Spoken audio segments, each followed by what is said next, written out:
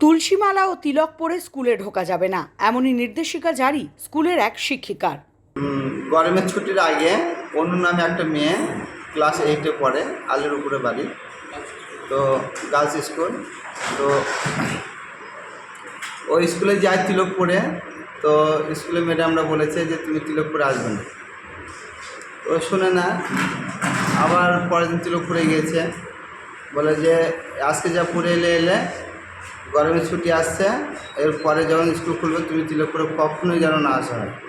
আর তারই প্রতিবাদে মুর্শিদাবাদের রঘুনাথগঞ্জ গার্লস স্কুল ঘেরাও করল অভিভাবকরা।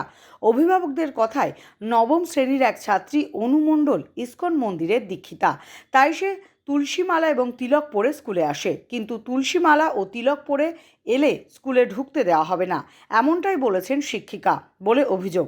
তাই এদিন অভিভাবক ও ইস্কন মন্দিরের ধর্মাবলম্বী মানুষ হরিনাম সংকীর্তনের মধ্যে দিয়ে বিক্ষোভ দেখান স্কুল চত্বরে। জানলাম যে একজন দিদিমণি নাকি ওকে পরে আসতে বারণ করেছে, এবারে তিলক পরে আসে। ও তিলক পরে এসেছিল, অনু মণ্ডল বলে একজন ছাত্রী, সে তিলক পরে এসেছিল। এবার একজন দিদিমণি বারণ করেছে যে তুই তিলক পরে আসবি না।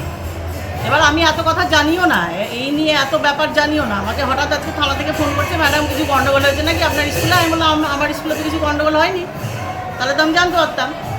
তো তারপরে এসে দেখছি যে মানে হঠাৎ করে ওইখানে মানে বেশ চেঁচামেচি হচ্ছে এবং কিছু লোক এলেন ভেতরে। ওরা বলছে ম্যাডাম ভাস্বতী পণ্ডিত বলে একজন ম্যাডাম, উনি আমার মেয়েকে তিলক করে আসতে বারণ করেছে। আপনার স্কুলের মানে নিয়মটা কি? আমি বললাম এরকম কোনো নিয়ম নাই যে কেউ নিজের ধর্ম পালন করতে পারবে না, এরকম কোনো নিয়ম নেই। আর এরকম কেউ বারণ করেছে বলে আমার মনেও হয়।